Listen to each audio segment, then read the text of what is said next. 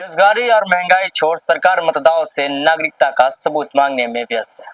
गांव-गांव दस्तावेज की जांच, बिहार में एनआरसी की चुपचाप तैयारी हो। वीडियो में आगे बढ़ने से पहले आप मेरा परिचय जान लीजिए। मेरा नाम सलमान शमी है और आप देख रहे हैं शमी मीडिया न्यूज। आप अगर चैनल पे नए हैं तो चैनल को सब्सक्राइब करें। आप अगर फेसबुक पे देख रहे हैं तो पेज को फॉलो करना ना भूलें। बिहार में एनआरसी की चुपचाप तैयारी हो रही है।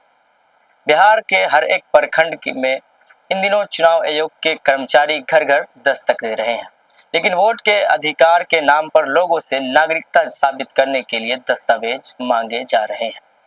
विपक्षी दल इस प्रक्रिया को एनआरसी की चुपचाप एंट्री बता रहे हैं, जबकि सरकार बेरोजगार और शिक्षा और महंगाई जैसे गंभीर मुद्दों पर चुप है।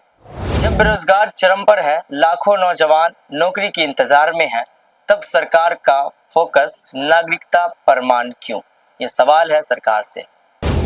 गांव में जहां लोग दस्तावेज तक नहीं जानते, वहां से वोटर लिस्ट में नाम कटने की तैयारी क्यों?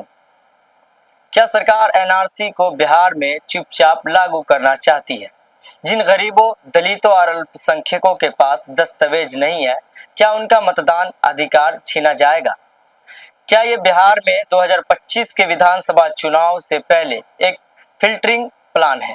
देश की अर्थव्यवस्था गिर रही है, युवा पलायन कर रहे हैं, महंगाई आसमान पर है, तो सरकार की प्राथमिकता दस्तावेज जांचना क्यों, रोजगार देना क्यों नहीं? एक गरीब बुजुर्ग जिसने जीवन भर खेत में काम किया, अब क्या उसे साबित करना होगा कि वो भारतीय है? क्या ये शक की राजनीति नहीं है?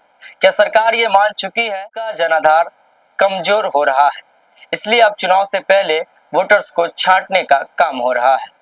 क्या वोट डालना अब सिर्फ सुविधा संपन्न वर्ग का अधिकार बन जाएगा? आम जनता की पहचान जब लाइन में लगकर साबित करनी पड़ेगी। बिहार के नौजवान नौकरी मांग रहे हैं और सरकार उनसे नागरिकता का सबूत क्यों मांग रही है? क्या यही है नया विकास मॉडल? पहले पेपर दिखाओ, फिर वोट डालो, वोट दो। सरकार बताए कि आप भारतीय होने का प्रमाण देना भी जरूरी है, जबकि हम सदियों से इस देश में रह रहे हैं, वोट डाल रहे हैं, टैक्स दे रहे हैं। जिनके पास छत नहीं है, राशन नहीं है, वो कागज कहां से लाएंगे?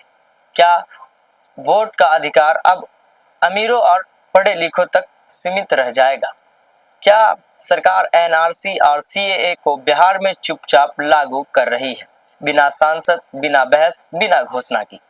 का बेरोजगार नौजवान रोजगार की आस लेकर दरभंगा से दिल्ली की ट्रेन पकड़ता है तो सरकार उससे सवाल नहीं पूछती, लेकिन जब वही नौजवान वोट डालने आता है तो उससे नागरिकता का सबूत मांगा जाता है।